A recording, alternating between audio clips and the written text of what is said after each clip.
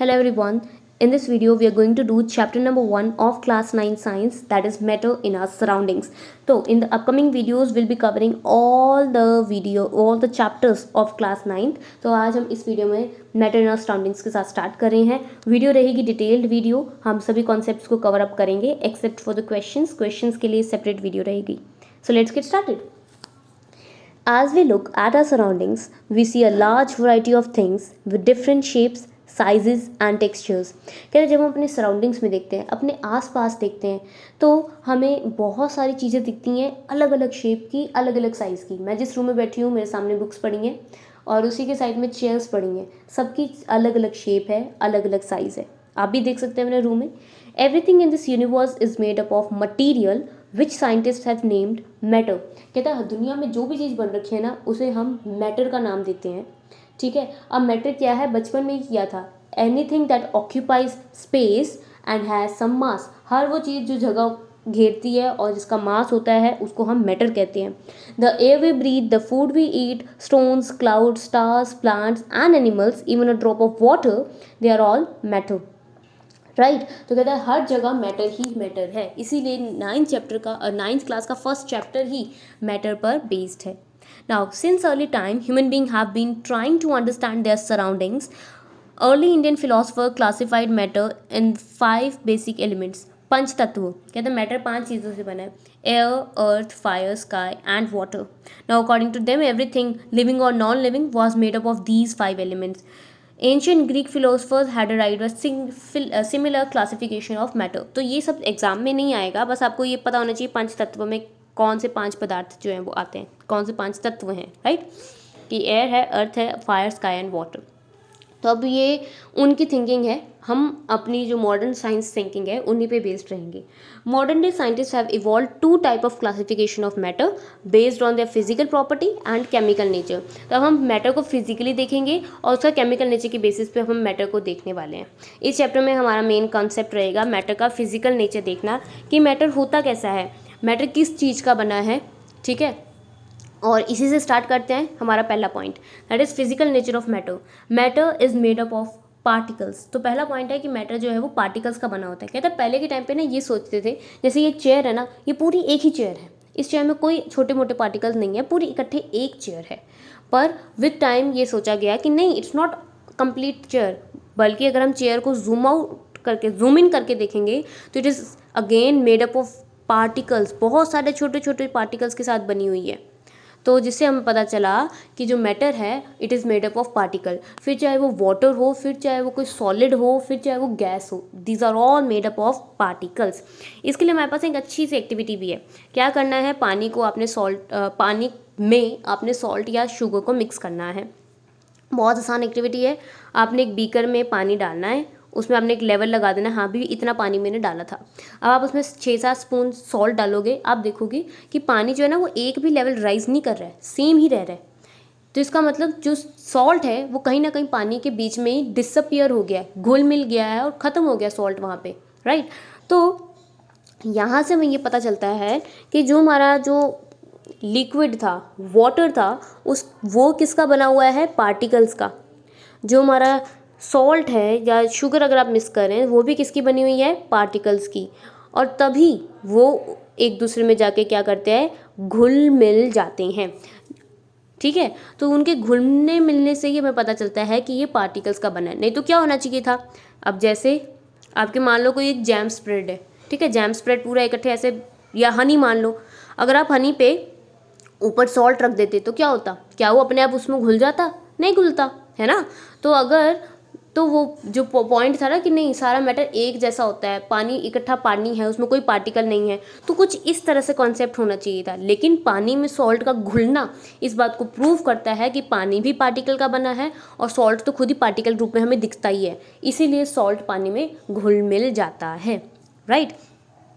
तो बेसिकली अगर आपका इसके रिगार्डिंग कोई क्वेश्चंस आते हैं तो आपका आंसर यही रहेगा, that salt dissolves in the spaces that are between the particles of water. जो पार्टिकल है वाटर के, उनके बीच की जो स्पेसेस थी उसके बीच में जाकर जो सॉल्ट है वो क्या हो गया, डिजॉल्व हो गया, उनके बीच में जाके मिक्स हो गया. ठीक है.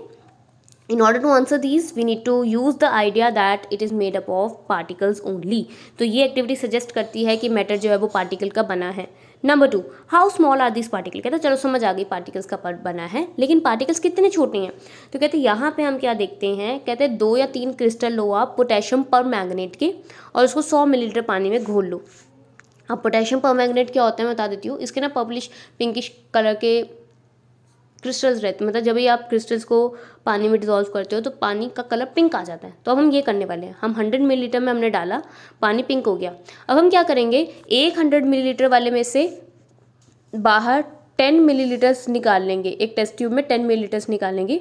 फिर उसको एक अगले बीकर में डालेंगे जिसमें ऑलरेडी 90 मिलीलीटर पानी था, मतलब 90 मिलीलीटर पानी में 10 मिलीलीटर पिंक कलर डालेंगे.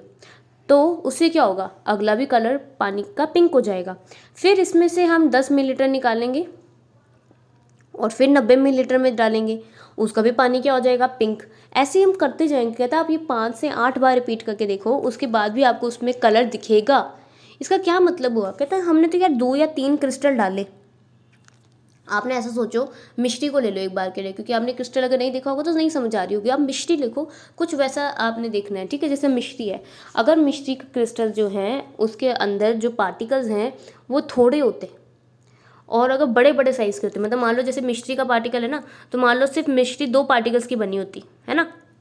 अगर सिर्फ 2 बड़े पार्टिकल्स की मिश्री अगर बनी होती तो वो कितना पानी, कितने हद तक ये कलर आगे कंटिन्यू रहता, नहीं रहता ना, क्योंकि मिश्री की जगह आप ही पोटेशियम परमैंगनेट ध्यान में रखो. पोटेशियम परमैंगनेट अगर बड़ा सा खुद एक ही पार्टिकल होता तो वो पानी में वहीं घुलता मिलता, जो भी मिलता है ना, और वही काम खत्म हो जाता, अगले में पानी कवर अप नहीं जाना चाहिए था. लेकिन क्योंकि जो पोटेशियम परमैंगनेट है वो मिलियंस की गिनती में पार्टिकल्स का बना हुआ है, एक क्रिस्टल ही मिलियंस पार्टिकल्स के साथ है, और वो मिलियन पार्टिकल बहुत छोटे हैं, बहुत ज़्यादा छोटे, जिसके कारण ये इतनी आगे तक कलर जो है उसको फैलाने में पॉसिबल, मतलब फैला पा रहे हैं, है ना, इतना ज़्यादा. अब इसी के लिए आप डिटॉल का बूंद भी ले सकते हो. आपने 2 या 3 बूंद डिटॉल की एक 100 मिलीलीटर वाले बीकर में डालनी है और उसके साथ सेम एक्टिविटी रिपीट करनी है. तो आप देखोगे वो डिटॉल का जो वो स्मेल है ना, वो लास्ट तक 5 से 8 एक्सपेरिमेंट के बाद भी आपको वो स्मेल रहेगी, जो शो करता है कि डिटॉल की एक बूंद ही बहुत सारे छोटे छोटे पार्टिकल्स की बनी हुई है, राइट. तो ये हमको ये प्रूव कर देती है कि matter is made up of small size particles. तो पहला पॉइंट था फिजिकल नेचर में कि मैटर पार्टिकल्स का बना है. दूसरा पॉइंट था कि मैटर के जो पार्टिकल हैं they are very small, very very small and are in very large number, ठीक है, बहुत छोटे हैं, बहुत लार्ज नंबर में है. अब इसके बाद हम आते हैं इसके करेक्टरिस्टिक्स पे कि क्या क्या करेक्टरिस्टिक है. करेक्टरिस्टिक देखो बहुत आसान है. पहली कि इनके बीच में स्पेसिस हैं. स्पेस प्रूफ करने के लिए एक्टिविटी 1 और 2 दोनों इनफ है. देखो दोनों पानी के एक्सपेरिमेंट्स थे ना, और पानी के पार्टिकल्स के बीच में स्पेसिस थी, तभी तो सॉल्ट या आपका पोटेशियम परमैंगनेट इसमें जाके डिसॉल्व कर पाया, है ना. अगर स्पेस नहीं होता तो नहीं कर पाता. ये तो एक सिंपल बात है ना. अब जैसे आप एक वुड ले लो, क्योंकि वुड के अंदर हमें पता है ज़्यादा स्पेसिस नहीं है, तब उसमें नमक को थोड़ा रगड़ने की कोशिश करो, क्या होगा, वो नमक उसमें क्या मिक्स हो जाएगा, नहीं, वो नमक एज इट इज़ आप उसमें से निकाल पाएंगे. क्यों, क्योंकि उसके पार्टिकल्स के बीच में इतनी स्पेसिस नहीं है, राइट. तो matter of particles of matter have spaces between them. तो ये दोनों ही एक्टिविटीज़ बात को सजेस्ट करती हैं. अगर पेपर में कुछ ऐसा सा आ जाता है तो you can write about it कि अगर हम सॉल्ट को पानी में घोल पा रहे हैं, इट इज़ बिकॉज क्योंकि पानी के पार्टिकल्स में क्या है, स्पेसेस.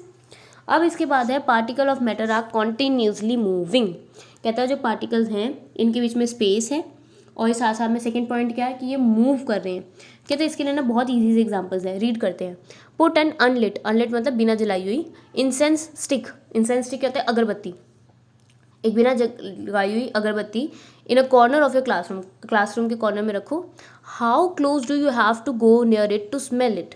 तो कहता है कितनी पास जाना पड़ता है उसको स्मेल करने के लिए. हम सबको पता है उसको नोज़ के डायरेक्टली नीचे रखना पड़ेगा in order to get the smell, है ना, अदरवाइज तो नहीं आती. Number 2, now lit the incense stick, what happen, do you get the smell sitting at a distance. Yes, अगर हम एक रूम में भी अगर लाइट लिट करते हैं तो रूम के बाहर तक, और इनफैक्ट हॉल में भी अगर हम घर में एक्सपेरिमेंट कर रहे हैं तो हॉल में भी ये स्मेल जो है वो लिट अगरबत्ती की जाती है. इसका क्या मतलब हुआ,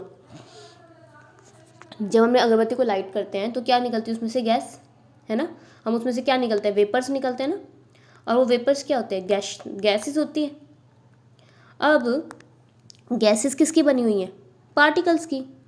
तो अब ये जो पार्टिकल्स हैं ये कॉन्टिन्यूसली क्या कर रहे हैं, मूव कर रहे हैं, चलते जा रहे हैं, चलते जा रहे हैं, चलते जा रहे हैं, चलते जा रहे हैं, जिसके कारण वो रूम से स्प्रेड होते होते बाहर भी निकल आते हैं। इनफैक्ट हम जब अगरबत्ती को देखते हैं हमें तो वो धुआं उसका मूव करता हुआ वो भी दिख रहा होता है, करेक्ट।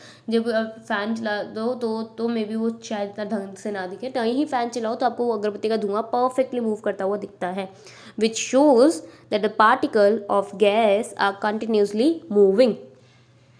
तो कोई क्वेश्चन पूछा या दिमाग में आया कि जो अगरबत्ती हमने जलाई नहीं थी उसका क्या हुआ, बिना जगाई हुई अगरबत्ती की स्मेल दूर तक क्यों नहीं आती? इसका रीज़न है वो सॉलिड है, वेपर्स थोड़ी बन रखे उसके, वो तो सॉलिड स्टेट में है। तो सॉलिड स्टेट में जो पार्टिकल्स है वो स्लो स्पीड पे मूव करते हैं, जिस कारण आपके पास वो स्मेल आने के लिए नोज़ के पास रखनी पड़ती है, फिर उसके बाद आपके पास वो स्मेल आती है, राइट। नेक्स्ट एक्टिविटी देखते हैं। Take 2 glasses of beaker filled with water. चलो जी ले लेते हैं। Put a drop of blue or red ink slowly and carefully along the side of the first। तो कहता है पहले बीकर की साइड पे ब्लू या रेड इंक आपने डालनी है, ठीक है, डाल देते हैं। And honey in the same way in the second beaker, और सेकेंड बीकर में साइड से क्या डालनी है, हनी। लीव दम undisturbed in the corner of your house. तो कहते हैं उनको बिना डिस्टर्ब किए एक जगह पे रख देना है, जैसे अपने टेबल के ऊपर रख दिया। What do you observe immediately after putting the ink drop. कहते हैं जब आप इंक ड्रॉप इसमें डालते हैं तो इमीडिएटली क्या पता चलता है। देखो जब हम इंक ड्रॉप डालेंगे, जैसे ब्लू कलर की डाली, तो इंक ड्रॉप ना अचानक से पानी में फैल जाएगी। आप इस आइस बंद करके सोच भी सकते हो, हमने बहुत बार ऐसा एक्सपेरिमेंट देखा भी है, पानी की बूंद गिरी टप और वो पानी में फैल जाती है, right. What do you observe immediately after adding the drop of honey. Drop of honey को डालते ही इमीडिएटली कुछ नहीं होता, हनी जो है वो बीकर की क्योंकि हमने साइड पर डालते हुए धीरे धीरे धीरे धीरे नीचे मूव करनी शुरू कर देती है, और अचानक से उसका कलर मुँह पूरे में फैलता नहीं है, ऐसा हम जानते हैं। हाउ मेनी आवर्स और days does it take for the colour to spread evenly. कहता है जो कलर है उसको आवर्स, विद इन 1 आवर ही पूरा कलर अच्छे से पूरे पानी में स्प्रेड हो जाता है। 1 आवर भी बहुत लंबा टाइम है, पहले ही हो जाएगा। आप इसको परफॉर्म भी कर सकते हो, बहुत ईजी है। पेन की इंक निकालनी है और पानी के बॉटल में डाल दो, बॉटल ना लेना, चलो कोई कांच का ग्लास लेकर उसमें डाल के देखो, बहुत जल्दी 1 मिनट के अंदर अंदर ही आप देखो कि डालते ही स्प्रेड होना शुरू हो जाता है, राइट। तो ये हमारे पास आ जाता है। तो क्योंकि हनी अगर हम देखें वो एज है तो लिक्विड, हनी होती तो लिक्विड है, लेकिन वो पानी अगर हम देखें इंक जो है वो तो एकदम पानी जैसी होती है ना, एकदम ही लिक्विड फॉर्म में, लेकिन हनी जो है वो थोड़ी थिक होती है। थिक होने के कारण वो थोड़ा सा स्लो मूव करती है, राइट, इसीलिए वो इतनी जल्दी मिक्स नहीं हो पाती। नेक्स्ट एक्टिविटी हमारे पास क्या है, हमने कॉपर सल्फेट या पोटेशियम परमैंगनेट के सोल्यूशन लिया, क्रिस्टल लिया हॉट एंड कोल्ड वाटर में, ठीक है। तो अब हॉट एंड कोल्ड वाटर में अब हम इसको देखेंगे। तो कहते हैं यार देखो इसमें ना बहुत आसान सी चीज़ है, ये भी क्या है, ये कलर देने वाली वो है क्रिस्टल्स है ना। जब हम पोटेशियम परमैंगनेट को हॉट वाटर में डालेंगे, हम जानते हैं क्रिस्टल बहुत जल्दी कलर छोड़ देगा, लेकिन जब हम ठंडे क्रिस्टल को डालेंगे तो पहले क्रिस्टल तो नीचे जाके जम जाएगा, धीरे धीरे उसके ऊपर कलर आएगा और काफ़ी टाइम लग सकता है पूरे कलर को बैठने में, है ना। बट पूरा कलर आ जाएगा, नीचे थोड़ा डार्क डार्क दिखेगा, ऊपर थोड़ा लाइट दिखेगा, राइट। ये एक्सपेरिमेंट सोच के देख सकते हो कैसे हुआ। इनफैक्ट क्लास में टीचर्स जब ये एक्सपेरिमेंट्स कराती हैं, do look at it carefully. Drop a crystal of potassium sulphate और copper sulphate into a potassium permanganate that is KMnO4, copper sulphate that is CuSO4 into a glass of hot water and containing cold water. Do not stir. कहता खुद नहीं मिलाना है, अपने आप देखो क्या होता है। कहता पहले क्या होगा, दोनों में ही नीचे जाके क्रिस्टल बैठ जाएंगे। जब ठंडे वाला क्रिस्टल नीचे जा रहा होगा ना तो बहुत रेयर ही है यहाँ पे कोई कलर देगा, लेकिन जब गर्म क्रिस्टल नीचे जा रहा होगा ना तो वो पहले इतना सारा कलर लेकर जाएगा नीचे, ऐसे कलर आ रहा होगा नीचे जाते हुए, ठीक है। फिर उसके बाद ये पूरा इसमें से आपका क्रिस्टल का कलर जो है वो पूरा स्प्रेड होना शुरू हो जाएगा। Now what you observe just above the solid crystal, you can see the colour in the water gets colored. What happened as the time passed, the color spreads throughout water.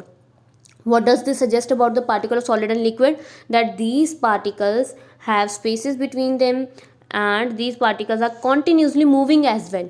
लगातार particles move करते जा रहे हैं, इसीलिए तो एक दूसरे में घुल जाते हैं।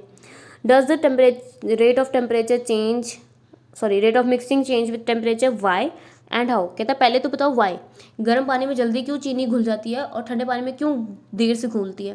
कहता है इसका रीज़न ये है कि जब हम गर्म कर देते हैं, हम क्या दे रहे हैं, हीट से क्या होती है, काइनेटिक एनर्जी मिलती है। काइनेटिक एनर्जी को फिलहाल के लिए समझो मोशन के लिए रिस्पॉन्सिबल एनर्जी। किसी भी चीज़ की काइनेटिक एनर्जी अगर ज़्यादा होगी वो जल्दी दौड़ेगा, अगर कम होगी तो धीरे दौड़ेगा, आलस के साथ रहेगा, ठीक है, ऐसे समझ लो। तो काइनेटिक एनर्जी, क्योंकि हीट बढ़ाने से काइनेटिक एनर्जी बढ़ जाती है, तो जो पार्टिकल है वो स्पीडली मूव करने लगते हैं, उनकी पार्टिकल की स्पीड जो है वो बढ़ जाती है, और इसके कारण जल्दी से सारा जो कलर्ड जो सॉल्यूशन है वो कलर्ड हो जाता है। तो आंसर क्या आएगा? Does the rate of mixing change with temperature? Why changes? कहता है क्योंकि जब हम हीट देते हैं काइनेटिक एनर्जी बढ़ती है, स्पीड बढ़ जाती है, इसलिए ये चेंज हो जाता है रेट ऑफ मिक्सिंग। और हाउ? क्योंकि कहता है देखो स्पीड बढ़ जाएगी तो जल्दी जल्दी मिक्सिंग होगी ना। एंड नंबर 2 है हाउ। हाउ कैसे? कहता है कैसे होगा? कहता है जैसे जैसे टेम्परेचर बढ़ाओगे वैसे वैसे रेट जो है वो इंक्रीज होगा। Done with this point. तो हमारे पास अभी हमने 2 चीज़ें कर ली है कि पार्टिकल्स जो है उनमें स्पेसेस होती हैं, पार्टिकल जो है वो कंटिन्यूसली मूव करते हैं। अब सोचो अगर पार्टिकल्स कंटिन्यूसली मूव करते हैं, ठीक है, मैंने सॉलिड में बोल दिया कि थोड़ा कम मूव करते हैं, ठीक है, लिक्विड में थोड़ा ज़्यादा करते हैं, गैस में बहुत ज़्यादा करते हैं, तो आपको ऐसा नहीं लगता कि अगर हम यहाँ पे गैस रख देते हैं, ठीक है, यहाँ पे गैस कोई है और उसके ऊपर से नोजल खोल देते हैं, जैसे हमारा गैस सिलेंडर का नोजल खोल दिया, धीरे धीरे गैस क्या करेगी? स्प्रेड करेगी, घर के रूम में फैल जाएगी। अगर आपने विंडो ओपन कर दी है, ठीक है, आपने विंडोज़ खोल दी हैं बाहर की तरफ, तो क्या होगा? वो धीरे धीरे स्मेल जो है वो बाहर जाती जाएगी, बाहर जाती जाएगी, बाहर जाती जाएगी, है ना। मैं आग लगाने की बात नहीं करी, थोड़ी सी गैस बची हो उस केस को कंसिडर कर लेते हैं, ज़्यादा बेटर है ना, ठीक है। तो ये आपका कंटिन्यूसली प्रोसेस जो है वो चलता जा रहा है, चलता जा रहा है, चलता जा रहा है, चलता जा रहा है। तो क्या ऐसा होगा कि अगर आपने पूरे 1 दिन इस गैस को निकलने दिया तो उसके बाद रूम में बिल्कुल स्मेल नहीं होगी? ऐसा लगता है? सोचो क्या होगी स्मेल या नहीं होगी? सोचा? अच्छा, अब दूसरा देखते हैं लिक्विड के लिए। अगर मेरा लिक्विड फ्लोर पे गिर जाता है, ठीक है, और मान लेते हैं बहुत ही ह्यूमिड डे है, ह्यूमिड डे में पहले ही ऑलरेडी ना वेपर, आज जो चिपचिपा मौसम होता है, पहले ही पानी का कंटेंट एयर में ज़्यादा होता है, तो इसलिए इवेपोरेशन बहुत स्लो हो जाती है, ठीक है, चिपचिपा दिन है, ठंडा सा दिन है, ठीक है, तो पानी आपका सूखने में टाइम लगाता है, ठीक है। तो अब हम मान लेते हैं कि एक हाइपोथेटिकल केस लेते हैं कि पानी सूखेगा नहीं, तो पानी क्या करेगा? Flow flow flow. तो आप जब पानी को फ्लो होते देखते हैं, अगर पानी के पार्टिकल्स बहुत मूव कर रहे हैं तो आपको ऐसा नहीं लगता कि पानी को भाग जाना चाहिए? जैसे कोई एक रेस हुई, बहुत सारे बच्चे पहले इकट्ठे थे और ठीक है, और अब आपको पानी, जैसे हमने पानी को गिरा दिया वैसे बच्चों को भी गिरा दिया, तो क्या होना चाहिए? हज़ारों बच्चे हज़ारों जगह फैल जाना चाहिए। तो पानी आपको, अगर हम नॉर्मल इस कंडीशन में देखें तो पानी कैसा दिखना चाहिए? सिर्फ ड्रॉप्स बचनी चाहिए ज़मीन पे, बाकी सारा पानी पूरी ज़मीन पे ड्रॉप्स के रूप में फैल जाना चाहिए। क्योंकि अभी हमने क्या बोला? पानी के पार्टिकल मूव कर रहे हैं, तो मूव कर करके उनको जानवरों की तरफ भाग जाना चाहिए, अलग अलग जगह पे अलग अलग पार्टिकल को पहुंच जाना चाहिए। एक पार्टिकल, एक ड्रॉप अलग, दूसरी उससे 2 सेंटीमीटर दूर, तीसरी से 10 सेंटीमीटर दूर, चौथी से 1 मीटर दूर, ऐसे होने चाहिए। ज़मीन में हमें ऐसे दिखना चाहिए, पर ऐसा क्यों नहीं होता? इसके पीछे रीज़न है, हमें पानी पैचेस में क्यों दिखता है और एक ड्रॉप के रूप में क्यों नहीं दिखता? अलग अलग जगह पैचेस बन जाते हैं, एंड मोस्टली तो पानी आधे से ज़्यादा इकट्ठा ही जाता है ना, तो अलग अलग पैच बन जाते हैं, बड़े बड़े पैचेस पानी के बन जाते हैं। ऐसा क्यों होता है? क्योंकि पानी के पार्टिकल्स मूव तो करते हैं, लेकिन उनके बीच में क्या है? अट्रैक्शन, ठीक है, वो एक दूसरे को पकड़ के रखते हैं, चाहे वो मूव करके फ्लो भी कर रहे हैं लेकिन फिर वो इकट्ठे फ्लो करते हैं। अदरवाइज तो भेड़ बकरियों की तरह अलग अलग हो जाते हैं, नहीं होते हैं। इसका रीज़न है अट्रैक्शन। ये पॉइंट बहुत कम के दिमाग में आया होगा, बट क्योंकि मेरे बचपन में मेरे दिमाग में पॉइंट आया था जब मैंने पढ़ा था कि ये जो पार्टिकल्स है मूव करते हैं, तो मैं सोचती थी मूव करके एक दूसरे अलग क्यों नहीं हो जाते, तो उसका रीज़न रहता है अट्रैक्शन। तो अब यहाँ पे हम अट्रैक्शन का पॉइंट ही करने जा रहे हैं। Now particle of matter attract each other. पहली एक्टिविटी बहुत सिंपल है, आपने 4 ग्रुप्स बनाने हैं। पहला ग्रुप ना एक दूसरे के सिर्फ फिंगर्स के साथ टच करके खड़ा रहेगा, दूसरा एक दूसरे के हैंड्स फोल्ड कर लेगा, और तीसरा ना इस तरीके से एक दूसरे को पकड़ लेगा। चौथा ग्रुप क्या करेगा? इनको तोड़ने की, अलग करने की कोशिश करेगा। तो इसमें लास्ट में पूछा है कौन सा ग्रुप ईजिली, कौन सी ह्यूमन चेन ईजिली टूट जाएगी? सब जानते फिंगर वाली के बीच में थोड़ा सी एक हाथ भी ऐसे मारोगे तो वो टूट जाएगा, करेक्ट, क्योंकि इनके बीच में फोर्स ऑफ अट्रैक्शन क्या है? सबसे कम। फिर जैसे जैसे हैंड इन हैंड में आया उसमें फोर्स ऑफ अट्रैक्शन थोड़ी बढ़ गई, फिर ऐसे लॉक करके आया उसमें फोर्स ऑफ अट्रैक्शन और बढ़ गई, है ना। तो ये हमारे पास अट्रैक्शन के लिए पॉइंट है जो हमें बताता है कि जितनी ज़्यादा फोर्स ऑफ अट्रैक्शन होगी उनको तोड़ना उतना ही मुश्किल होगा, करेक्ट। अब सेकेंड हमारे पास पॉइंट है, इसमें हमें ना आयरन नेल, चौक, रबर बैंड दिया है, कहते हैं उसको हैमर करो, कट करो, स्ट्रेच करो, क्या होगा? कहता क्योंकि जब हम आयरन नेल है उसके पार्टिकल्स में बहुत ज़्यादा फोर्स ऑफ अट्रैक्शन है ना। तो जब आप उसमें हैमर मारोगे तो वो चाहे आयरन नेल सीधी से बेंड हो जाए, लेकिन आयरन नेल टूटने के चांसेस बहुत कम रहते हैं। ऊपर से बहुत रेयर, जब बहुत ज़ोर से उसको तोड़, ऐसे मतलब तोड़ के फिर ऐसे रख के फिर हैमर मारोगे ना, तब जाके वो 2 पीसेस में टूटेगी, है ना। पहले वाला पीस थोड़ा ऐसा है, दूसरे वाला थोड़ा ऐसा दिखेगा, करेक्ट। तो इससे क्या पता चलता है, इसके पार्टिकल्स में बहुत ज़्यादा स्ट्रॉन्ग फोर्स ऑफ अट्रैक्शन है। अगर आप ह्यूमन बीइंग के मारकर देखो इतनी जोर से हैमर, जितनी जोर से इसमें हैमर मारा था, तो क्या होगा, हाँ आपका तो बस बुरा हाल हो जाएगा ना। तो उसका हम पता चलता है कि कितनी स्ट्रॉन्ग फोर्स लगी थी।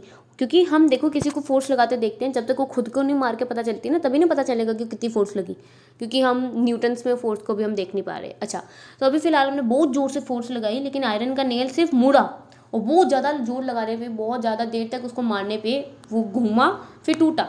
इससे क्या पता चलता है कि आयरन नेल के अंदर जो पार्टिकल्स हैं बहुत ज़्यादा एक दूसरे को अट्रैक्ट करके रखते हैं। वो इतनी स्ट्रॉन्ग फोर्स ऑफ अट्रैक्शन है जो उसको टूटने नहीं देती। नंबर 2, चौक। चौक तो मैं पैर के नीचे दबा के तोड़ लेते हैं, है ना। इसका क्या मतलब हुआ, चौक के पीसेस में, चौक के पार्टिकल्स में अट्रैक्शन कम है। Number 3, rubber band. अब रबर बैंड को हैमर मारोगे कुछ होगा, मेरे को तो लगता है पूरा दिन मारते रहो हैमर कुछ नहीं होगा, करेक्ट, आपके आगे जरूर लग जाएगी। Number 2, cut. तो अगर आप उसको सीजर से कट करते हो तो रबर बैंड टूट जाता है। Number 3, stretch. तो अगर आपने देखा होगा जो अच्छे रबर बैंड उनको बहुत टाइम तक आप स्ट्रेच करते जाओ, आपके फिंगर में लग के टूट जाएगा लास्ट में जाके वो, अदरवाइज उसकी स्ट्रेचिंग बहुत अच्छी होती है। यहाँ से इतनी सी शेप से आप इतनी बड़ी शेप कर देते हो पर फिर भी वो नहीं टूटता। रीज़न, क्योंकि रबर बैंड के पार्टिकल्स में स्ट्रॉन्ग फोर्सेस ऑफ अट्रैक्शन है। तो ये आपको बताता है तीनों चीज़ों में कितनी अट्रैक्शन है, जिसके कारण वो जल्दी टूटेंगी या नहीं, right. In which of the 3 the particle were held together with greater force, iron nail सबसे ज़्यादा टाइम उसी में लगेगा, फिर रबर बैंड और सबसे जल्दी चौक टूट जाता है। अब इसके बाद है take some water in a container, try cutting the surface of water with your hand. कहता है पानी लो कंटेनर में और पानी की सरफेस पे कट लगा के देखो, उंगली से ऐसे देखो मार के, क्या होगा, क्या आप पानी के सरफेस को ऐसे 2 भागों में तोड़ पा रहे हो? नहीं, हम सब जानते हैं ऐसा नहीं होता। रीज़न, क्योंकि पानी के पार्टिकल एक दूसरे को क्या करते हैं, अट्रैक्ट, तो वापस से एक दूसरे को अट्रैक्ट करेंगे और पानी का सरफेस वापस से प्लेन हो जाएगा। Were you able to cut through the surface? Or what could be the reason behind the surface of water remaining together? The force of attraction between the particle of water. यहाँ पे हमारे पास ये reason रहेगा। तो इससे हमें 3 points clear हो गए। Particle of matter have spaces between them, activity हमने salt in water and potassium permanganate in water या डिटॉल इन वाटर की इसमें सजेस्ट की थी। इसके बाद है दे आर कॉन्टिन्यूसली मूविंग, इसके लिए हमने इंसेंस स्टिक की एक्टिविटी की थी 1। इसके अलावा इंक या हनी इन वाटर की थी 2, और 3 हमने किया था पोटेशियम परमैंगनेट या copper sulphate crystal in hot and cold water 3। ये एक्टिविटीज हमने शो किया था कि पार्टिकल जो है कंटिन्यूसली मूव करती हैं। अब पार्टिकल एक दूसरे को अट्रैक्ट करते हैं, इसके लिए हमने पहले एक ह्यूमन चेन की एग्जांपल की, दूसरा हमने iron nail, chalk and rubber band की एग्जांपल की 2, एंड तीसरा हमने वाटर के सरफेस को कट करने की एग्जांपल की 3। तो तीनों एक्टिविटीज़ में हमने क्या बताया है कि आपस में फोर्स ऑफ अट्रैक्शन स्ट्रांग होने के कारण हम सबसे जो इस तरीके से टाइटली बाउंड ह्यूमन चेन थी उसको नहीं तोड़ पाए।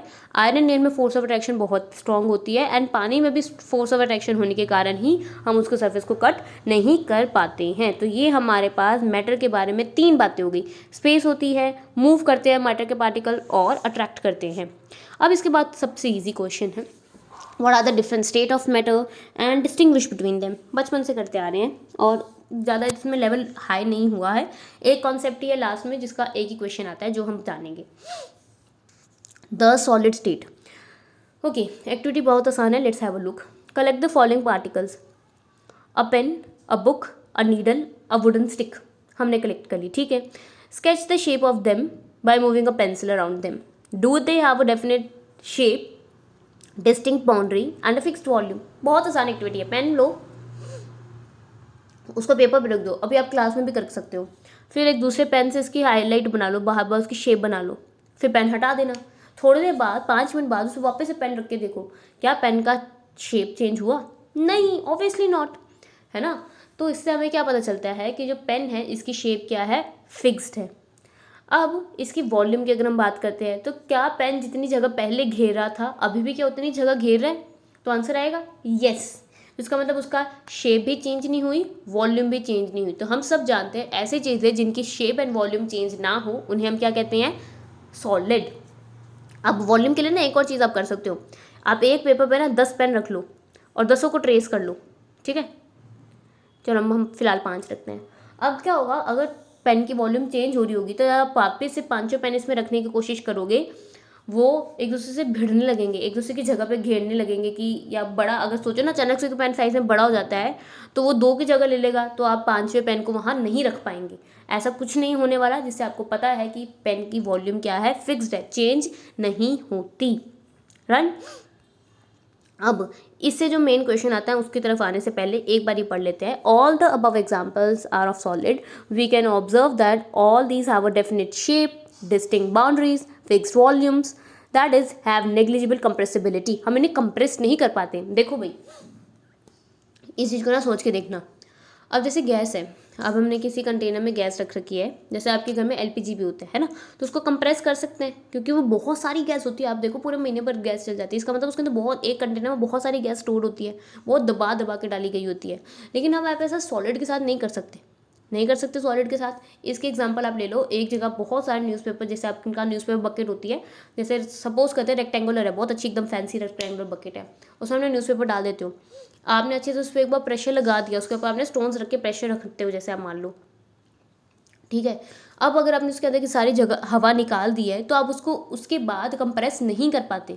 या अगर आपने एक कपड़ा ले लिया, उसको कितना हद तक कंप्रेस कर सकते हो, उसकी एक लिमिट है, उसके बाद उस कपड़े को आप और कंप्रेस नहीं कर पाते, दबा नहीं पाते। ऐसा तो नहीं लगता ना कि आपने एक शर्ट ली, उसको दबाते गए छोटी होकर वो एक इतनी सी गोली बन गई, ऐसा हुआ है कभी? नहीं, इट्स नॉट पॉसिबल। क्यों? क्योंकि सॉलिड की शेप जो है वो फिक्स्ड होती है, वॉल्यूम जो है वो फिक्स्ड होती है, कंप्रेसिबिलिटी जो है वो नेग्लिजिबल होती है। डन। ओके, एंड सॉलिड क्या होते हैं? रिजिड। ओके, अब इसके बाद ये 3 क्वेश्चन जो पेपर में 2 मार्क्स से आते हैं, गिव रीजंस में। What about a rubber band, can it change its shape on stretching, is it a solid? कहते हैं कि रबर बैंड की बात करते हैं, हम कह रहे हैं सॉलिड की शेप चेंज नहीं होती, लेकिन रबर बैंड की तो जब हम स्ट्रेच करते हैं उसकी शेप चेंज हो जाती है। तो क्या रबर बैंड सॉलिड है या लिक्विड? ये क्वेश्चन आ गया। गैस भी हो सकती है या कोई और भी स्टेट हो सकती है। तो इस क्वेश्चन का आंसर क्या रहेगा? देखो, गिवन ही है, अ rubber band changes the shape under force. कहता है जब हम फोर्स लगाते हैं, जब हम जोर लगाते हैं, यहाँ पे बीच में 2 फिंगर्स डालते हैं, तो ये रबर बैंड की जो शेप है वो कहता है वो चेंज हो जाती है।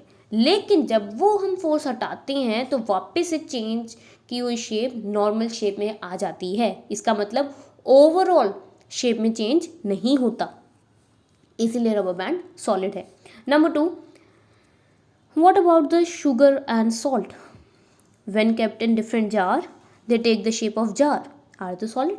कहते हैं अगर हम शुगर की बात करते हैं, सॉल्ट की बात करते हैं, अलग अलग कंटेनर्स में रखा जाए तो वो अलग अलग शेप जो है वो ले लेती हैं, तो क्या वो सॉलिड है? क्योंकि सॉलिड तो अलग अलग शेप नहीं ले सकते। तो इसका रीज़न क्या रहेगा? कहते हैं एक पर्टिकुलर चीनी के दाने की शेप तो नहीं ना बदलती, आप कहीं में भी डाल दो, किसी भी कंटेनर में डाल दो, निकाल के देखोगे चीनी की शेप वही रहती है ना।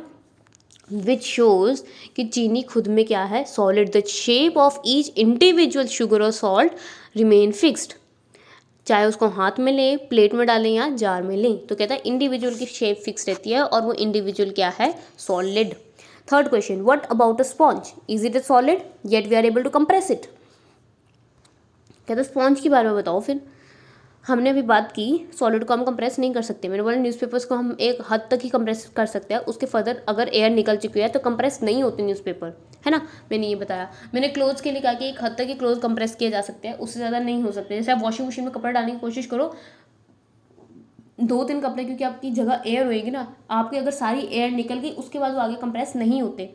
लेकिन कहता है अगर हम स्पॉन्ज की बात करते हैं, स्पॉन्ज तो बड़े आराम से कंप्रेस हो जाता है, तो क्या वो सॉलिड है? तो इसका आंसर रहेगा हाँ जी है, तो वो सॉलिड। लेकिन हम सब जानते हैं स्पॉन्ज के अंदर क्या होते हैं? होल्स, ऐसे होल्स, ये मैंने बहुत बड़े बनाए, छोटे छोटे। तो इन होल्स में एयर ट्रैप होती है, जब हम इसको दबाते हैं इसकी एयर निकल जाती है बाहर, और सारी एयर निकलने के बाद जो शेप होती है वो उसकी एक्चुअल शेप रह जाती है। ठीक है, मतलब बेसिकली अगर आप इसको ऊपर से बुक रख के दबाएंगे अच्छे से, तो जो पिचकी सी येलो कलर का जो बच जाएगा ना, that is the actual shape of the solid. The sponge has minute holes in which air is trapped. When we press it, the air is expelled out and we are able to compress. तो कहता है हम इसीलिए compress कर पाते हैं, क्यों? क्योंकि उसमें एयर होती है, एयर निकल जाती है तो हम उसको और दबा सकते हैं, और दबा सकते हैं। लेकिन जब सारी एयर निकल जाएगी उसके बाद हम उसको भी नहीं दबा पाएंगे, because it is a solid. Number 2, liquid state. Collect the following: water, cooking oil, milk, juice, cold drink, containers of different shapes you will require, और सब पे कहता है 50 मिलीलीटर पे कहना मार्क लगा दो। ठीक, अब करना क्या है, what will happen if this liquid are spill on the floor. कहता है अगर ज़मीन पे लिक्विड गिर जाए तो क्या होगा, जो liquid it will start flowing और उसकी शेप चेंज हो जाएगी। अगर आपने ग्लास में ली थी, अब ज़मीन पे डालोगे तो उसकी शेप चेंज होगी। अब इसको आप एग्जामिन कर सकते हो, जैसे मान लो जेली, ग्लास में जेली थी, ज़मीन पे रखोगे तो जेली कैसी रहती है, जेली शेप में ही रहेगी। लेकिन अगर पानी स्पिल हो जाए तो पानी की शेप चेंज होती है। Measure 50 millilitre of in one container, shift into another container. कहता है अब हम ना अलग अलग कंटेनर लेंगे, मैं अलग अलग शेप्स बना देती हूँ। एक हमारा टेस्ट ट्यूब शेप जैसा है, एक हमारा इस तरीके का बीकर है, नॉर्मल बीकर है, ठीक है, एक हमारा कॉनिकल फ्लास्क की शेप में है, और एक हमारा ये ऐसी शेप में ले लेते हैं। ठीक है, तो ये हमारा कॉनिकल फ्लास्क की शेप में आ गया।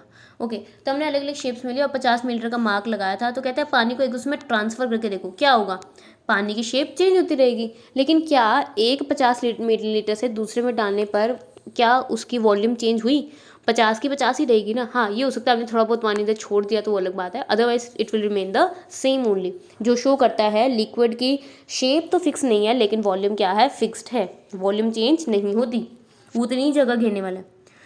Now, does the shape remain the same? No. When you pour liquid from one, does it flow easily? हाँ, क्योंकि पानी की ability होती है to flow, क्योंकि यहाँ पे जो particles हैं उनकी force of attraction थोड़ी कम होती है।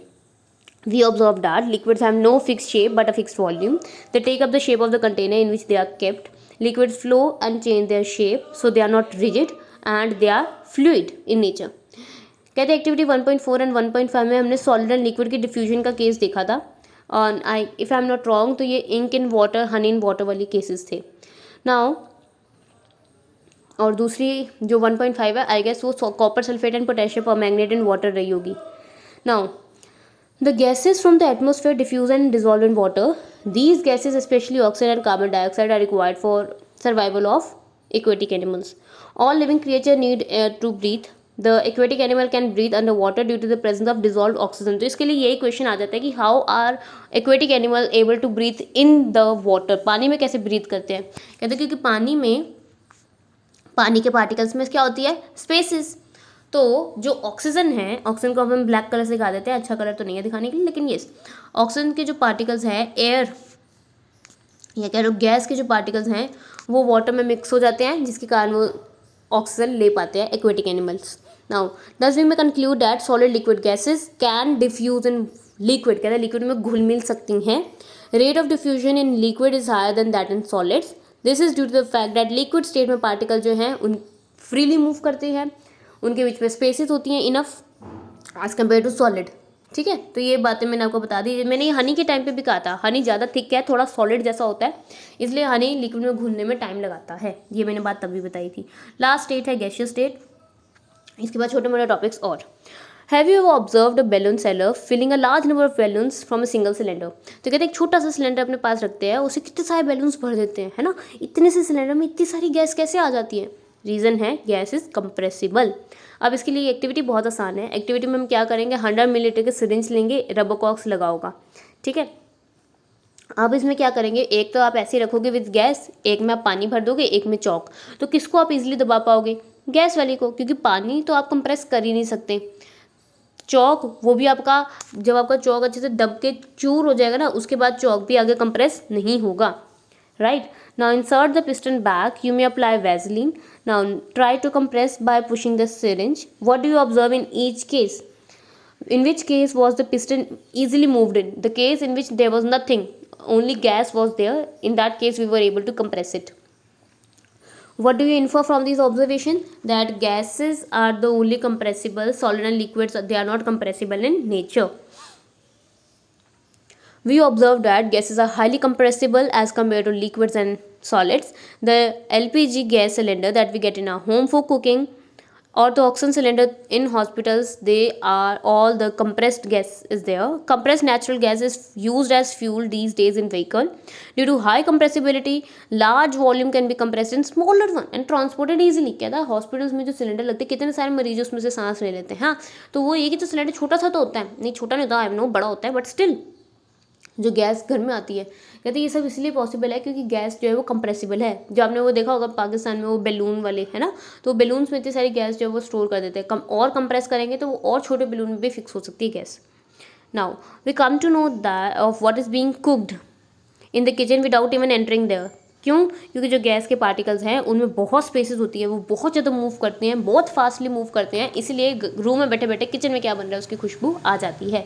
तो यहाँ पे सॉलिड लिक्विड गैस में क्या डिफरेंस रहेगा? शेप एंड वॉल्यूम इनकी सेम रहती है, इसकी शेप सेम नहीं रहती, वॉल्यूम सेम रहती है, इसकी दोनों ही सेम नहीं रहती। ठीक है, ये कंसेप्ट। इसके अलावा अगर हम मूवमेंट की बात करें, पहले क्या होता है, स्पेसेस बिटवीन देम था ना, तो सॉलिड में सबसे कम स्पेस, फिर लिक्विड, फिर गैस में सबसे ज़्यादा स्पेस। फिर इसके बाद होती है कॉन्स्टेंटली मूविंग, सॉलिड सबसे कम मूव करता है, फिर लिक्विड, और गैस तो सबसे ज़्यादा मूव कर सकती है। अट्रैक्शन के फोर्सेस, सॉलिड में सबसे स्ट्रॉन्ग अट्रैक्शन होती है, लिक्विड में उससे कम, एंड गैसेस में सबसे कम अट्रैक्शन होती है। इसीलिए गैसेस बहुत फ्रीली मूव करती है, they are the freest one. सबसे ज़्यादा फ्रीडम गैसेस को रहती है और सॉलिड को सबसे कम freedom to move. Can matter change it state? हम सब जानते हैं मैटर अपनी स्टेट चेंज कर सकता है। जैसे हम आइस को वाटर और वाटर को वेपर बनते देखते हैं, तो वो सॉलिड लिक्विड गैसेस आपस में इंटरचेंज करती है। अब इसमें है effect of change of temperature, कि अब हम जैसे जैसे टेम्परेचर चेंज करते हैं क्या क्या इफेक्ट आता है। एक्टिविटी बहुत आसान है, आपने सेटअप लगाया, एक बर्नर है, बीकर में आइस है, थर्मोमीटर है, ग्लास स्टरर है, आयरन स्टैंड है, राइट। अब इसमें क्या है, 150 ग्राम हमने आइस ले ली बीकर में, थर्मोमीटर लगा दिया, और कोशिश करें थर्मोमीटर ज़मीन को ना टच करे, सिर्फ आइस को ही टच कर रहा हो। तो इसके बाद हम इसको हीट करना स्टार्ट करेंगे, टेम्परेचर नोट करेंगे, हमें पता चलता है कि 0 डिग्री सेल्सियस पर ना आइस जो है मेल्ट हो जाती है। इसके बाद ये टेम्परेचर 0 डिग्री पे ही रहता है, आइस 0 डिग्री पे मेल्ट होनी स्टार्ट होती है और सारी मेल्ट हो जाती है, तब तक 0 डिग्री सेल्सियस ही रहता है। ठीक, फिर उसके बाद जब वाटर था वो 100 डिग्री सेल्सियस पे बॉईल होना शुरू होता है, और जब तक सारा वाटर वेपर बन के उड़ नहीं जाता तब तक 100 डिग्री सेल्सियस ही रहता है। अब ये 2 क्वेश्चन आपके दिमाग में आ सकते हैं, यार 0 डिग्री सेल्सियस जब आ चुका था मैं, तब भी तो नीचे का बर्नर ऑन ही था, तो 0 के बाद 1 क्यों नहीं हुआ जब आइस मेल्ट हो रही थी? इसका रीज़न हम आज पढ़ेंगे। On increasing the temperature of solid, kinetic energy of the particle increase. Due to increase in kinetic energy, they start vibrating with greater speed. Kinetic energy का थोड़ा सा कंसेप्ट मैंने पहले भी बताया था। Now the energy supplied by heat overcomes the force of attraction. कहते हैं देखो क्या होगा, काइनेटिक एनर्जी, क्योंकि हम उसको हीट दे रहे हैं तो वो काइनेटिक उसके रूप में, काइनेटिक एनर्जी के रूप में आएगी। पार्टिकल्स जो है जल्दी जल्दी मूव करने लगेंगे, राइट, एक दूसरे से और टकराएंगे और जल्दी मूव करेंगे, इनकी स्पीड जो है बढ़ती जाएगी। अब जैसे जैसे इनकी स्पीड बढ़ेगी तो इनके बीच में जो अट्रैक्शन थी, जो डोरी थी इनको जोड़ के रखने वाली, वो डोरी टूट जाएगी और एक दूसरे से दूर जा पाएंगे, करेक्ट। और इसके कारण सॉलिड से लिक्विड में कन्वर्जन हो जाती है। The energy supplied by heat overcomes the force of attraction, the particle leave their fixed position and start moving freely as in the liquids. A state is reached when solid melts into liquid. Minimum temperature at which a solid melts to a liquid at atmospheric pressure is called melting point. तो किसी भी solid का melting point क्या है? कहता है ऐसा temperature atmospheric pressure पे जिसमें सॉलिड लिक्विड स्टेट में चेंज होना शुरू हो जाता है, उसको उसका मेल्टिंग पॉइंट कहते हैं। तो आइस का है 0 degree Celsius, that is 273.15 kelvin. कहता है when a solid melts this temperature remains same, why is this so? कहता है एनर्जी कहाँ जाती है? सबसे इंपॉर्टेंट कॉन्सेप्ट, जैसे मैंने 0 डिग्री सेल्सियस का आपको कहा था। You must observed during the experiment of melting, temperature does not change. This happen even though we continue to supply heat. So कहाँ गई ये heat? कहता है this heat gets used up in changing the state and in overcoming the force of attraction.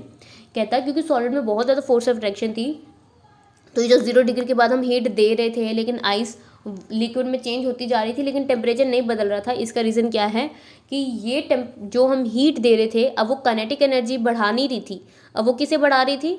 अब वो force of attraction को overcome करने के लिए, वो डोरियाँ तोड़ने के लिए यूज़ की जा रही थी। इसीलिए ये जो हीट है इसमें छुप जाती है, क्योंकि टेम्परेचर नहीं चेंज हो रहा है, इसका मतलब हीट उसमें छुप जाती है और इसको हम लेटेंट हीट कहते हैं, जिसकी डेफिनेशन यहाँ है हमारे पास। The amount of heat energy which is required to change 1 kilo of solid into liquid at atmospheric pressure at the melting point of the solid, इसे हम कहते हैं latent heat of fusion। 1 kilo solid को liquid में change करना है atmospheric pressure पे और सॉलिड के मेल्टिंग पॉइंट पर। तो जितनी हीट रिक्वायर्ड है ना, जो आपकी जो हीट यूज़ हो जाती है, उस एक्स्ट्रा हीट जो हमने यूज़ किया है, उस सारी हीट को, जो छुप गई हीट है, उसको हम कहते हैं लेटेंट हीट ऑफ फ्यूजन। ठीक है। नाउ व्हेन सो जब 0 डिग्री सेल्सियस होता है तो जो पार्टिकल्स हैं वो आइस के 0 डिग्री पे ही रहते हैं, सारा सब कुछ वहाँ पे 0 डिग्री सेल्सियस पे ही रहता है जब तक सारी आइस लिक्विड में कन्वर्ट नहीं हो गई। सेम 100 डिग्री सेल्सियस पे भी होता है। You can read from here कैसे 100 डिग्री सेल्सियस पे जब लिक्विड है वो गैस में कन्वर्ट हो रहा होता है तो काइनेटिक एनर्जी लिक्विड की चेंज होती है, लेकिन और वो चेंज हो के वो धीरे धीरे गैस बन रहा होता है और ये टेम्परेचर 100 डिग्री ही रहता है। क्यों? क्योंकि अब वो फोर्स ऑफ अट्रैक्शन को ओवरकम करने के लिए इस्तेमाल हो रही होती है हीट, और जब तक सारा का सारा फोर्स ऑफ अट्रैक्शन ओवरकम नहीं हो जाती और सारा लिक्विड गैस में नहीं बदल जाता, 100 डिग्री ही रहता है। और वो जो हीट जो 1 किलो लिक्विड को उसके बॉइलिंग पॉइंट पर एटमॉस्फेरिक प्रेशर के अंदर लिक्विड को गैस में कन्वर्ट करने के लिए जितनी हीट रिक्वायर्ड होती है उसको हम कहते हैं लेटेंट हीट ऑफ वेपराइजेशन। अब इसके बाद अपनी एक्टिविटी जो है ना, बहुत ईजी एक्टिविटी है। कहता है हमने हमेशा ऐसा देखा है सॉलिड ना लिक्विड में चेंज होते हैं फिर गैस में होता है। कहता है लेकिन कुछ ऐसे केसेस भी होते हैं जिसमें सॉलिड डायरेक्टली गैस में चेंज हो सकता है और गैस डायरेक्टली लिक्विड में गैस डायरेक्टली सॉलिड में भी चेंज हो सकती है। तो ये हमारे पास सब्लिमेशन का कॉन्सेप्ट होता है। एक बार उसको जल्दी से देखते हैं। कहते हैं इसमें हम क्या लेंगे, कपूर लेंगे नीचे डिश में, उसके ऊपर एक कॉनिकल फ्लास्क रख देंगे उल्टा करके, ऊपर से एक कॉटन का प्लग लगा देंगे। कहता है नीचे से हम, क्योंकि हमारे पास जो चाइना डिश में हमने क्या लिया है, पिसा हुआ कैम्फर। कैम्फर क्या होता है?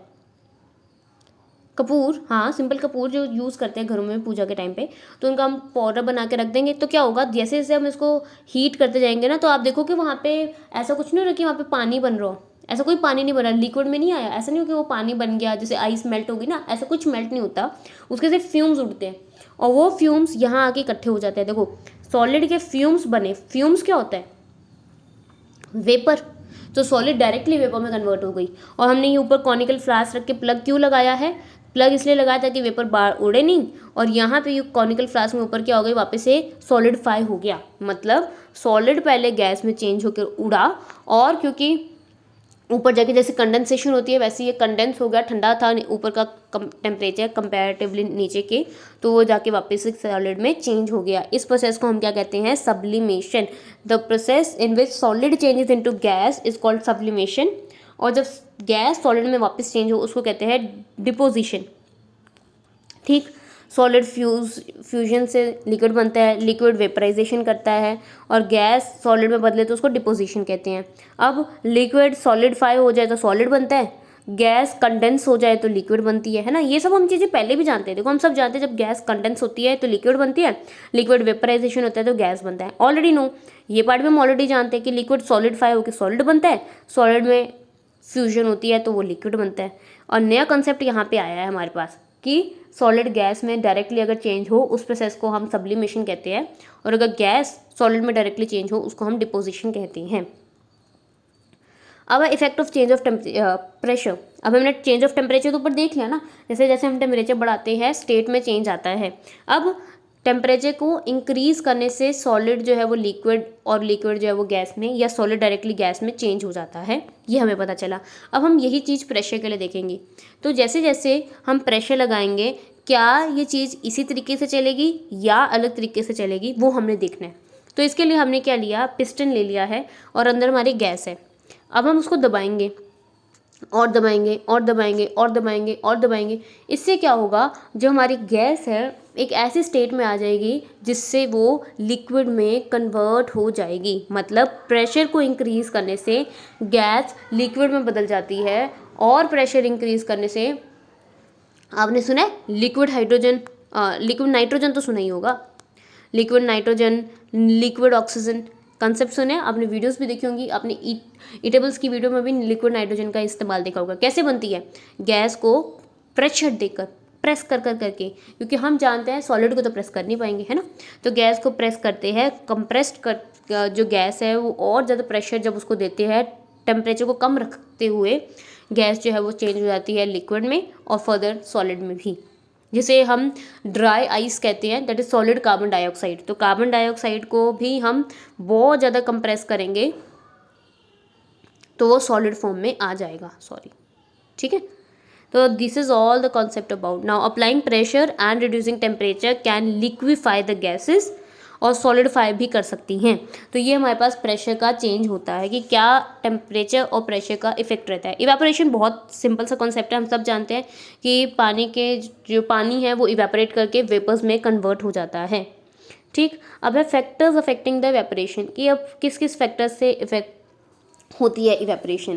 कहता है 5 मिलीलीटर पानी लो टेस्ट ट्यूब में और विंडो के पास रखो, 5 मिलीलीटर लो चाइना डिश में, मतलब खुले में रखो विंडो के पास, और 5 मिलीलीटर डिश में लो और उसको कबर्ड में या शेल्फ के अंदर रखो, क्या होगा। कहता देखो जो तो टेस्ट ट्यूब में लिया था उसको उड़ने में अगर हम 4 दिन बाद देखते हैं तो वो कम उड़ा होगा, चाइना डिश वाला पानी काफ़ी हद तक उड़ गया होगा, और जो रूम में कबर्ड के अंदर पड़ी थी उसमें से बहुत ही लीस्ट अमाउंट ऑफ पानी ही इवेपोरेट हुआ होगा। तो इससे क्या पता चलता है, test tube versus china dish से क्या पता चलता है कि इवेपोरेशन जो है वो क्या है, एक सरफेस फिनोमिना, जितना ज़्यादा सरफेस उतनी अच्छी इवेपोरेशन। तो ये पता कैसे, कुछ अगर याद हो तो मैं बता देती हूँ। कपड़े जब हम सुखाते हैं तो कपड़े हमेशा झाड़ के फैला के सुखाते हैं, क्यों, क्योंकि evaporation is a surface phenomena. ठीक है, तो ये आपको सरफेस फिनोमिना तो हो गया। और दूसरा एयर, अगर आसपास खुली हवा होगी तो पानी ज़्यादा इवेपोरेट कर जाएगा एज़ कम्पेयर टू जो कबर्ड में पड़ा है उस पानी के। ठीक है, now record the room temperature, record the times taken for the entire to evaporate, right, repeat the activity on a rainy day as well. तो रेनी डे पे देखोगे तो ये और टाइम लगाएगा, correct. Now you must have observe the rate of evaporation increases with, ये question आपका आ जाता है, 3 मार्क का क्वेश्चन बनेगा।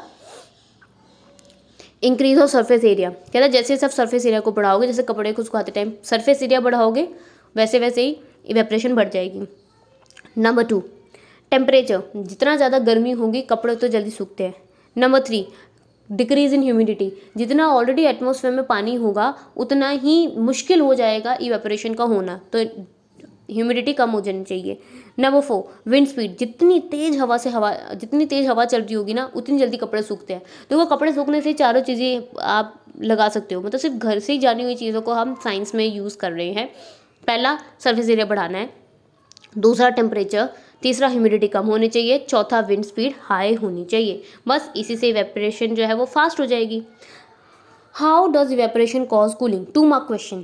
कहता है ये क्वेश्चन आता है कि जब अपने हाथ पे जैसे हम वो डालते हैं ना एसीटोन या नेल पेंट रिमूवर जिसे कहते हैं, कहते हैं नेल पेंट रिमूवर हाथ पे डालते हैं तो इतना ठंडा क्यों लगता है, थोड़ी देर बाद वो इवेपोरेट भी हो जाती है, तो इतना ठंडा क्यों लगता है, इसका रीज़न क्या है वो हम जानेंगे। In an open vessel, the liquid keeps on evaporating. The particle of liquid absorb heat from surrounding to regain the lost energy lost.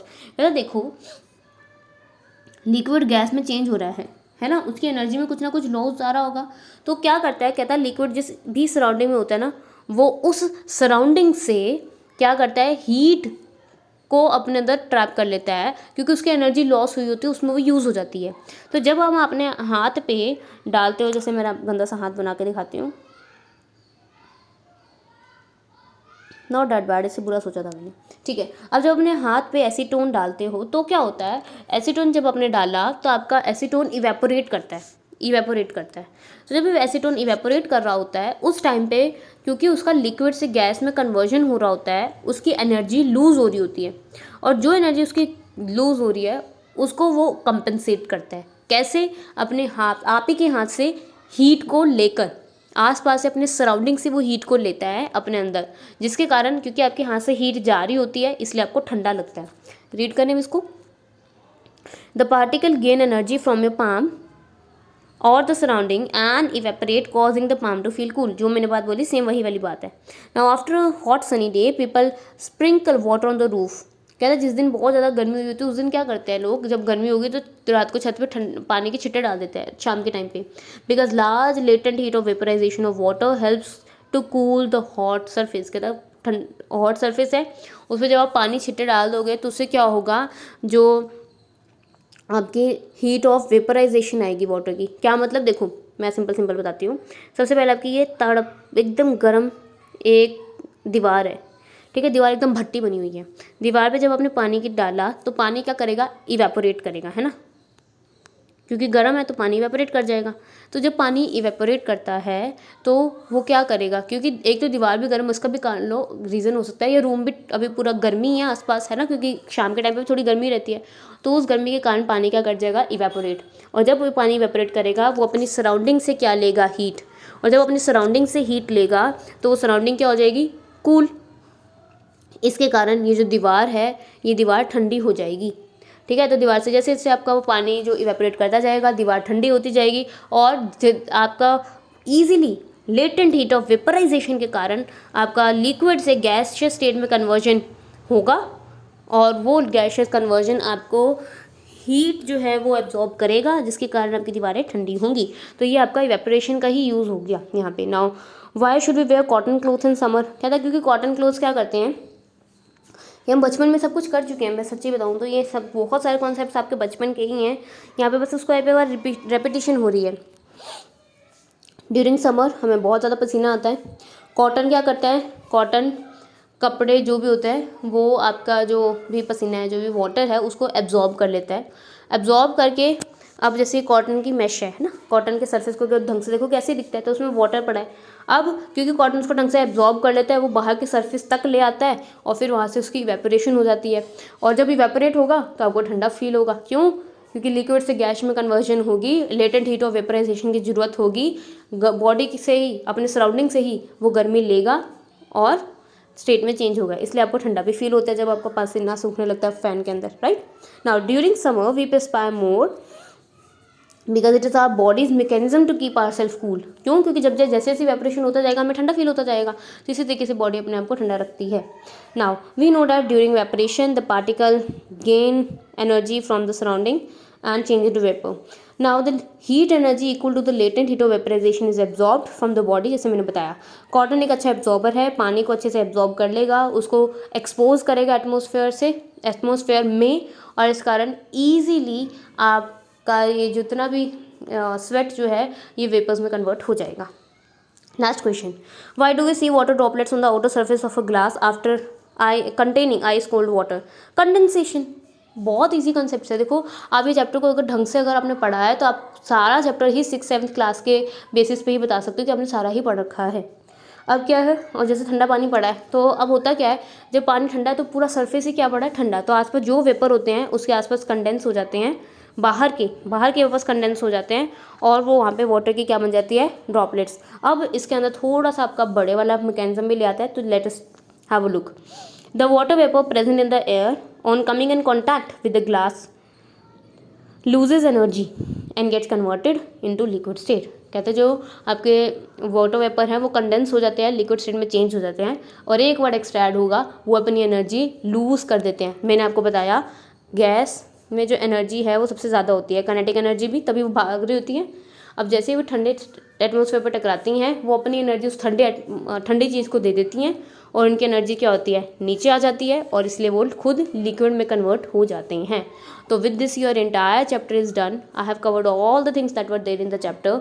Nothing in this chapter is difficult, you just have to revise this once और twice before appearing in the exam, that's it. Questions को अच्छे से कर जाना, और जितने भी questions chapter में है ना मोस्टली यही क्वेश्चन घुमा फिरा के ही आते हैं। So will see you in the next video of the next chapter.